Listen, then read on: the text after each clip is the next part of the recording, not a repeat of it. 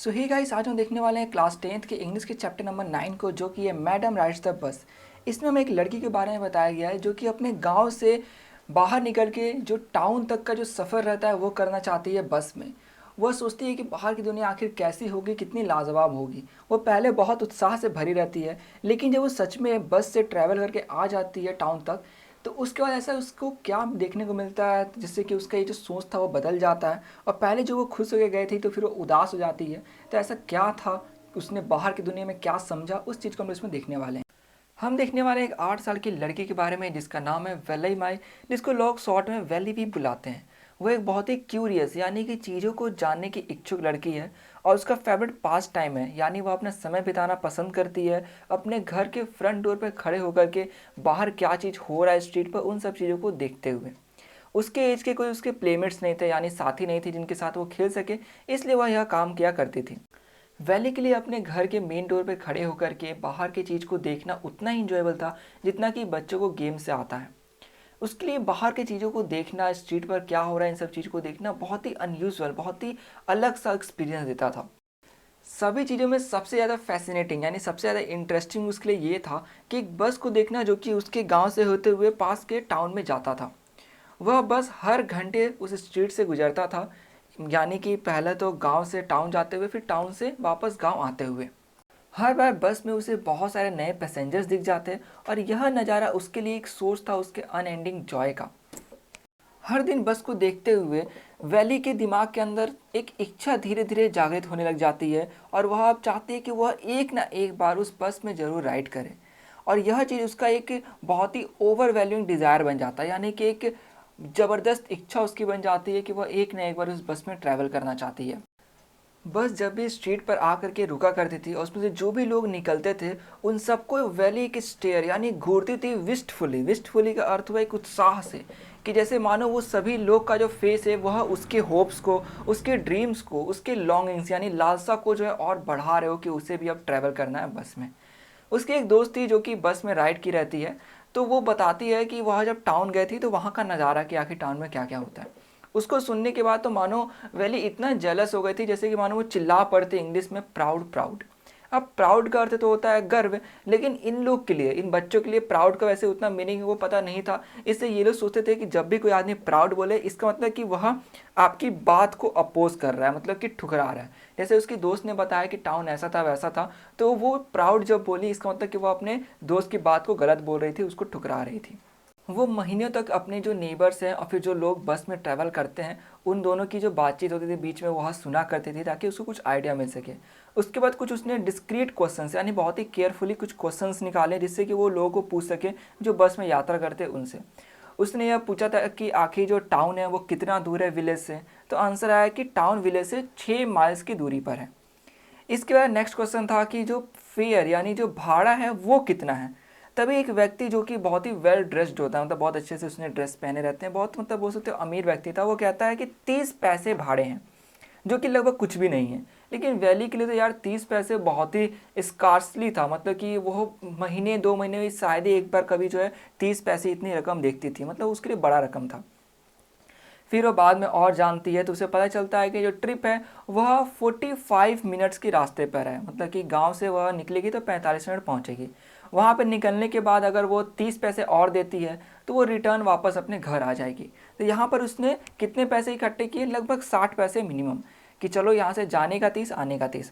उसके बाद टाइमिंग उसने मैच किया कि 1 बजे दोपहर में बस निकलती है, 1:45 में बस वहाँ पहुँच जाएगी, फिर 15 मिनट में और ज़्यादा लोगों को लोड करेगी, मतलब जो भी पैसेंजर्स आ रहे हैं, एंड देन 2:45 में अपने घर पर वापस पहुँच जाएगी। तो ये पूरा उसने प्लान बना लिया, पूरा कैलकुलेट किया, फिर वापस प्लान बनाया, मतलब कि बहुत उसने सोचा कि आखिर कैसे वो करेगी तो वो सही टाइम पर जा पाएगी, सही तरीके से जा पाएगी और वापस आ पाएगी। अब एक स्प्रिंग डे यानी कि स्प्रिंग का सीज़न चल रहा होता है। दोपहर के वक्त में जब बस गांव को छोड़ के हाईवे पे पहुंचने वाली होती है, उसी बीच एक हल्की सी आवाज़ आती है, stop the bus, stop the bus. कोई व्यक्ति अपना हाथ तो खड़ा करता है, मीन्स कोई छोटा बच्चा था। बस जो है धीरे धीरे चलने लग जाती है। कंडक्टर फेस बाहर निकालता है और बोलता है कि अच्छा जल्दी करो, जिसे भी आना है बोलो जल्दी वो आए। अब वैली चिल्लाती है कि अरे वो मैं ही हूँ, मुझे ही बस से जाना है। कंडक्टर थोड़ा सरप्राइज हो जाता है, वो बोलता है कि अच्छा आप ही को जाना है, मतलब वो थोड़ा फनी में इस चीज़ को बोलता है। वो बोलती है कि हाँ मुझे ही जाना है, मुझे इस बस से टाउन जाना है, और वो उस समय बस के बाहर ही खड़ी रहती है। फिर वो अपने पैसे को दिखाती है। उसके बाद कंडक्टर बोलता है कि अच्छा अच्छा ठीक है, आप पहले बस में आ जाइए। फिर वो अपना हाथ देता है हेल्प करने के लिए कि अच्छा ठीक है अंदर आने के लिए। तभी ये बोलती है कि अरे कोई ज़रूरत नहीं है, मैं खुद ही ऊपर आ सकती हूँ, आपकी मुझे हेल्प की ज़रूरत नहीं है। फिर कंडक्टर भी था थोड़ा जॉली सॉर्ट का, मतलब थोड़ा हंसी मजाकिया वाला, तो वो भी खूब जोक करता था, इसलिए वो बोलता है कि अच्छा अच्छा प्लीज़ आप गुस्सा मत होइए मैडम, आइए आइए और अपना सीट जो है यहाँ पर देख करके बैठ जाइए। फिर वो बोलता है सभी को कि देखिए हटिए हटिए, मैडम आ रही है, इनके लिए जगह बनाइए, इनको सीट पर जाने दीजिए। और उस समय सही बताया तो स्लैक टाइम ऑफ डे था। स्लैक टाइम मतलब कि जिस वक्त ज़्यादा कुछ वर्क नहीं रहता है, और उस समय बहुत ही कम पैसेंजर्स भी थे, ओनली 6-7 पैसेंजर्स थे बस में, तो उसमें फ़नी में खाली बोल रहा होता है कि सब कोई हटो हटो मैडम को जाने दो। उसके बाद वो बैठा देता है। सभी लोग देख रहे होते हैं कंडक्टर को, और ये भी यहाँ पे साई हो रही होती है, मतलब शर्मा रही होती है, लोग हंसते हैं, कंडक्टर भी हंस रहा होता है। फिर सभी से नज़र छुपा करके वो एक एम्प्टी सीट जो था वहाँ पे चली जाती है और बैठ जाती है। बस में जब बैठ जाती है तो कंडक्टर पूछता है कि अच्छा ठीक है अब हमें चलना चाहिए, और फिर स्माइल करते वो 2 बार सीटी बजाता है। फिर बस जो एकदम तेज़ी में स्टार्ट हो जाती है और चलने लग जाती है। वैली बताती है कि वो बस बहुत ही नया था, जिसमें बाहर से ग्लिबी मतलब कि चमकीला वाइट पेंट किया गया था और ग्रीन स्ट्राइप्स बने हुए थे, लाइक कुछ आप देख सकते हो जिस तरह इस फोटो में आपको दिखाई दे रहा है। फिर बस के अंदर जो ओवरहेड बार्स होते हैं, मतलब जो सिर के ऊपर लगे रहते हैं, जिसमें हैंडल्स दिए होते हैं जिससे लोग पकड़े खड़े रह सकें, वो एकदम सिल्वर की तरह चमक रहे थे। और वैली के सामने जो विंड सिल था उसके ऊपर एक ब्यूटीफुल क्लॉक था। सीट्स बहुत ही सॉफ्ट और लग्जीरियस थे, मतलब बोल सकते हो बहुत आरामदायक थे, बहुत ही महंगे थे। वह सभी चीज़ों को अपने आंखों से डिवावर, डिवार का अर्थ होता है निगल जाना। यहाँ पे हुआ कि उसको बसा ले रही थी जो भी चीज़ वो देख रही थी। लेकिन जैसे ही वो बाहर देखना शुरू करती है तो वो देखती है कि कैनवस ब्लाइंड विंडो के सबसे निचली पार्ट पे लगा हुआ था, यानी कि आप कह सकते हो कुछ कर्टन टाइप का उसमें नीचे लगा हुआ था, जिसके वजह से वह देख नहीं पा रही थी। तो इसलिए वह थोड़ा खड़ी हो जाती है अपने सीट से और देखना शुरू कर देती है बाहर। वह देखती है कि बस जा रहा होता है bank of a canal, bank यानी कि कैनल, नहर के किनारे से गुजर रहा होता है, उसके किनारे किनारे चल रहा होता है। रोड बहुत ही पतली थी। वह देखती है कि एक तरफ जहाँ पर कैनल था तो उसके आगे उसको पाल्म ट्रीज, ग्रास लैंड, फिर उससे भी दूर डिस्टेंट माउंटेन्स और ब्लू ब्लू स्काई दिख रहे थे। वही कैनल के अपोजिट साइड में डीप डिच यानी कि गहरा गड्ढा था, जहाँ पर वो देखती कि उसके आगे एकर्स ऑफ ग्रीन फील्ड थे, जो कि जहाँ तक देखो सिर्फ ग्रीन ग्रीन फील्ड ही दिखाई दे रहे थे। नज़ारों को देखते हुए एकदम से वो कहती है वाह ये सभी कितने अच्छे हैं। उसी बीच एक आवाज़ आती है और वह घबरा जाती है। कोई व्यक्ति कहता है कि देखो बच्चे, इस तरह से खड़े मत रहो, अपने सीट पर बैठ जाओ। अब धीरे धीरे बैठते हुए देखती है कि आखिर किसने यह कहा। पीछे मुड़ के देखती है तो एक एल्डरली मैन मीन्स एक उम्र दराज व्यक्ति इसके लिए सही में कंसर्न कर रहा होता है, मतलब वो सही में चिंता कर रहा होता है कि इस तरह क्यों खड़ी है। लेकिन उसको इस बात से बहुत निराशा होती है कि आखिर ये टेंशन ही क्यों दे रहा है। देन ये बोलती है कि देखिए मैं कोई बच्ची नहीं हूँ, और वो थोड़ा प्राउड है, कहती है कि मैंने भी पूरे 30 पैसे दिए हैं जैसे सभी लोगों ने दिए हैं इसका भाड़ा, जो भी टिकट का। इसमें कंडक्टर एकदम सुर से गाते हुए आकर बोलता है कि देखिए सर ये एक बड़ी हो गई हैं, ये एक ग्रोन अप मैडम है, क्योंकि आप खुद भी सोच सकते हैं कि क्या एक छोटी सी लड़की अपना भाड़ा खुद दे पाएगी। एंड देन वो कहता है कि देखिए क्या एक छोटी सी बच्ची खुद अकेले जा पाएगी कभी सिटी। इसलिए वैली थोड़ा गुस्सा हो जाती है और बोलती है कि देखिए मैं कोई मैडम नहीं हूँ। और फिर वो बोलते हैं कि याद रखिए कि अभी आपने मुझे टिकट नहीं दिया, आपको अभी टिकट भी देना होगा। अब वो कंडक्टर बोलता है कि अच्छा ठीक है मैं याद रखूँगा, और उसी की वॉइस में थोड़ा मिमिक करता है, मतलब कि वो यहाँ पे थोड़ा हंसी मजाक वाला सेंस में कहता है। सभी हंसते हैं, उसी बीच वैली भी थोड़ा हंस लेती है। कंडक्टर फिर टिकट पंच करता है और दे देता है, फिर बोलता है कि देखिए आप आराम से यहाँ पर बैठ जाइए। कंडक्टर फिर कहता है कि जब आपने पूरे पैसे दिए हैं तो आखिर आप खड़े क्यों हैं, आपने पूरे टिकट के पैसे दिए तो आप बैठ जाइए। इस पर वो कहती है कि देखिए आप अपना काम कीजिए, जैसे मुझे अगर खड़ा रहना है तो मैं खड़े रहूँगी, और वो वापस से फिर खड़ी हो जाती है। फिर वो बोलता है कि देखिए आप सीट पर बैठ जाइए, वरना अगर बस टर्न लेती है कोई साफ टर्न या फिर किसी चीज़ से ऐसे कुछ नीचे आता है टायर के तो वो बम्प करती है, तो इस तरह आपको चोट लग सकती है। अब ये सुनती है फिर भी बैठती नहीं है, बोलते देखिए मैं कोई बच्ची नहीं हूँ और मुझे ये सब मत बताइए, क्योंकि मैं देखिए 8 साल की हो गई हूँ और मैं एक छोटी बच्ची नहीं हूँ। इसी पर वो बोलता है कि अच्छा हाँ सही सही है, आप तो 8 साल की हो। अगला स्टॉप आते ही बहुत सारे नए पैसेंजर्स आ जाते हैं, तो बिजी हो जाता है यहाँ पे कंडक्टर उन सब के बीच में। तभी वैली सोचती है कि कहीं सही में कोई इसकी सीट पर ना आके बैठ जाए, इसलिए यह खुद ही अपनी सीट पर बैठ जाती है। इसके बाद फिर एक एल्डरली वुमेन यानी एक बुज़ुर्ग महिला आती है और इसके पास बैठ जाती है और बोलती है क्या तुम अकेली हो। ये चीज़ जब उसको पूछती है तो उस समय वैली उस औरत को देख रही होती है। वो देख करके बोलती है कि यार ये औरत कितनी रिपल्सिव है, यानी उसको नफरत सा रहता है उन औरत से, वो भी जो भी एल्डरली वुमेन थी, क्योंकि उनके जो ईयर लोब्स थे यानी जो कान का निचला हिस्सा होता है उसमें जो होल्स थे वो बहुत बड़े बड़े थे और बहुत ही ख़राब लग रहा था उसमें जो उन्होंने ईयरिंग्स पहने हुए थे। फिर उसके बाद वो स्मेल करती है थोड़ा सा कि बीटल नट वो औरत चबा रही होती है। बीटल नट का मतलब होता है कैसैली, और वो जो बीटल नट था वो बात करते ऐसा लगा था जैसे कि मानो वो कब जो है नीचे गिर आएंगे। इस पर वो सोच रहे थे कि यार कैसे कोई व्यक्ति सोशल हो पाएगा ऐसे लोग के साथ, मतलब उस औरत के साथ कैसे कोई आदमी मिलजुल कर रह पाएगा। इसके बाद वो बोलती है कि देखिए मैं अकेली ही ट्रैवल कर रही हूँ और मैंने टिकट भी लिया है। इसी पे कंडक्टर बोलता है कि हाँ देखिए इन्होंने 30 पैसे से खुद ही टिकट लिए हैं। इस पे वो बोलते हैं कि यार तुम अपना खुद क्यों अपना काम नहीं कर रहे हो। और इस पर वो थोड़ा हंसती है तो कंडक्टर भी थोड़ा हंस देता है और वूमेन थोड़ा सीरियस हो जाती है। वो बोलती है कि अरे तुम तो मतलब इतनी छोटी बच्ची हो, तुम्हें पता तो है ना कि तुम कहाँ जा रही हो, तुम ट्रैवल कर रही हो अकेले, उसमें तुम्हें टाउन में किस स्ट्रीट में जाना है, कौन सा हाउस नंबर है, तुम्हें ये सब चीज़ पता तो है ना। मतलब वो थोड़ा कंसर्न हो जाती है, लेकिन यहाँ पर यही चीज़ वैली को लगता है कि ये नॉनसेंस बात कर रही है कि यार ये क्या ही बोलते जा रही हैं औरत। फिर इसी में वैली बोलते कि देखिए आपको चिंता करने की कोई ज़रूरत नहीं है, मैं अपने जो ध्यान है वो खुद रख लूँगी। उसके बाद फिर अपना फेस घुमाती है और विंडो से बाहर देखने लग जाती है। यहाँ बताया जा रहा है कि आखिर कैसे उसने उतने पैसे इकट्ठे किए। तो इसमें इसने बहुत सारे प्लान्स बनाए केयरफुली और परिश्रम कर करके, एक तो पैसे इकट्ठे किए, पैसे बहुत केयरफुली स्पेंड किए। बहुत सारी चीज़ को चाहिए थे जैसे कि टॉयज़, बलून्स, पेपरमिंट्स, ये सब चीज़ ना खरीद करके उसने पूरे 60 पैसे बचा लिए। लेकिन मुश्किल क्या था उसके लिए कि जब गाँव में मेला लगा तो उसको मैरी गो राउंड पर घूमना था। उसके पास पैसे तो थे लेकिन वो पैसे बचाए थे बस के लिए, इसलिए उसने मैरी गो राउंड जो है उस पर ना झूला झूल करके पैसे बचाए ताकि वो बस पर जा सके। पैसे तो इसने बचा लिए थे लेकिन अब बड़ा प्रॉब्लम ये था कि बिना इसकी मम्मी को पता लगे ये कैसे घर से बाहर जाए। तो इसने देखा कि इसकी मम्मी लंच करके हमेशा 1 से 4 के बीच में नैप लेती हैं, सिंपल कहो तो सो जाती हैं। अब ये सोचती है कि उसी बीच ये जो है अपना एक्सकर्जन मतलब कि जो यात्रा है उसको आगे बढ़ाएगी।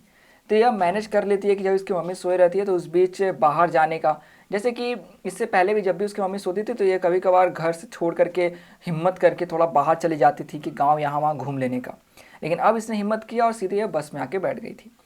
अब यहाँ पर बस के सीन पर बताया जा रहा है कि बस जो है बहुत सारे बंजर ज़मीन से होते हुए आगे, देन टाइनी हैमलेट्स यानी छोटे छोटे गांव को पीछा छोड़ते हुए, अगल बगल में जो दुकान थे रोड के वो सबको पीछा छोड़ते हुए आगे बढ़ते जा रही थी आराम से। मतलब मानो कि बहुत सारे जो व्हीकल्स थे वो भी ईजिली पास कर रहे थे, जैसे जो भी रोड पे चलते हैं। बहुत सारे पेडेस्ट्रियन यानी जो पैदल चलने वाले लोग हैं वो भी जा रहे थे। तो यहाँ पे कहती है कि सभी ऑब्स्टेकल को पार करते हुए बस आराम से आगे जा रहा होता है। तभी आगे जाते हुए एकदम से जो गाड़ी है वो रुक जाता है। रुकने का रीज़न क्या था कि उस समय जो वैली वो एकदम से क्लैप की रहती है, और क्लैप करने का भी रीज़न रहता है कि आगे एक यंग काऊ जो है वो कूद फान रहा होता है रोडे के बीच में। तो यहाँ पर उसके वजह से गाड़ी रुका रहता है। जब गाड़ी हॉर्न मारता है तो हॉर्न की वजह से जो गाय थी वो और ज़्यादा कूदने लग जाती है, और वो भी कहाँ पर, तो एकदम उसी व्हीकल के सामने कूदने लग जाती है। इसको देख करके वे वैली बहुत हंसती है, उसको मतलब बहुत ही फ़नी लग रहा था कि कैसे गाय जो है कूद रही है। अब इसको देख करके कंडक्टर बोलता है कि यार तुम मतलब हे लेडी आपने बहुत आज हंस लिया, अब कुछ कल के लिए ही बचा के रख लो। इसके बाद फिर जैसे गाय रोड से पार हो जाती है, वहाँ से चली जाती है, तो ये लोग पहुँचते हैं रेल रोड क्रॉसिंग पे, मतलब ट्रेन आगे से जा रहा होता है। तो यहाँ पर ये देखती है कि बहुत ही दूर पर ट्रेन का एक मानो स्पेक यानी बिंदु सा दिख रहा होता है कि ट्रेन वहाँ से आ रही है। ट्रेन जैसे से आगे आती है वो बहुत ही बड़ा होते जाता है, देन एकदम सामने से गुजरती है तो लगता है कि मानो एकदम दहाड़ करके सामने से निकली और पूरा जो बस है वो सेक करने लग जाता है। जैसे ही ट्रेन पास कर जाता है तो उसके बाद बहुत सारे बिजी स्ट्रीट को पार करते हुए जो बस थी वह अब एंटर कर चुकी रहती है टाउन में। बहुत सारे शॉप्स दिखाई देते हैं इसको जहाँ पे क्लॉथ्स लगे रहते हैं, बहुत सारे बड़े बड़े दुकान, भीड़ भाड़ दिखाई देता है इसको। देन इन सब चीज़ों को देखने के बाद मतलब ये थोड़ा सा एकदम आश्चर्य में जाती है कि देखो कैसा होता है टाउन। बस फिर रुक जाता है। कंडक्टर बोलता है कि देखिए लेडी अब आपको जो है अब चलना चाहिए क्योंकि टाइम हो गया है। अब ये बोलती हैं कि नहीं ये लो 30 पैसे और मैं इसी बस में रुकूंगी और ये जैसे ही वापस जाएगा तो मैं इसी से वापस अपने घर पहुंच जाऊंगी। कंडक्टर पूछता है कि भला ऐसा क्यों? तो वो कहती है कि मुझे बस पर राइड करना था इसलिए मैं आ गई। तो कंडक्टर बोलता है कि यार जब आ ही गए हो तो जाके थोड़ा घूम लो। तो वो कहती है कि भला मैं अकेले कैसे यहाँ पर जाके घूमूं, मुझे डर लगता है। अब इस बात को सुन करके कंडक्टर थोड़ा अम्यूज़ हो गया, थोड़ा प्रसन्न सा हो गया। तो वो कहता है अच्छा मतलब बस में आने में आपको डर नहीं लगा? तो वो कहती है कि भला बस में आने पे कैसा डर लगेगा। तो अब कंडक्टर बोलता है कि अच्छा कोई बात नहीं, तो एक काम कीजिए, जा कर के पास से कोई ड्रिंक ले लीजिए, कुछ पीने के लिए ले लीजिए। तो बोलता है फिर कि उतना दूर जाने में तो डर नहीं लगेगा? तो ये कहते हैं कि नहीं ऐसा कोई बात नहीं है, मैं नहीं कर सकती हूँ। तो वो बोलता है अच्छा ठीक है, मैं ही जाके ला देता हूँ कुछ पीने के लिए। तो ये बोलते हैं कि नहीं नहीं मेरे पास पैसे नहीं है उतने, जो 30 पैसे इसके पास थे वो ये दे देती है इसको, कंडक्टर को, और बोलती है कि मुझे मेरा टिकट दीजिए। अब कंडक्टर समझ जाता है कि अच्छा इसके पैसे नहीं, इसलिए नहीं चाह रही है। तो वो बोलता है कि अच्छा कोई बात नहीं, यह मेरी तरफ से ट्रीट रहेगा। लेकिन ये बार बार बोलती है कि नहीं नहीं आप रहने दीजिए, मुझे नहीं पीना है, और उसको रोक लेती है। दोनों ही रुकते हैं। उसके बाद फिर बस जो है टाइम हो जाता है उसका वापस रिटर्न करने का गांव की तरफ।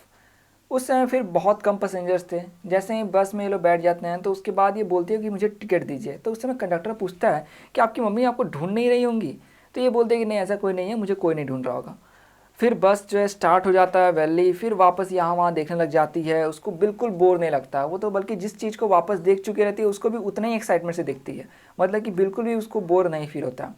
बट देन वापस से वो देखती है कि जो यंग काऊ जो कि पहले वक्त में जब बस के सामने दौड़ रहा था वो डेड पड़ा हुआ था रोड के किनारे, जैसे मानो किसी बहुत तेज़ चलते हुई गाड़ी ने उसको ठोक दिया था। ये पूछती है कि कंडक्टर से कि क्या ये वही काऊ है? तो कंडक्टर अपना सिर हिलाता है सैडनेस से कि हाँ ये वही है।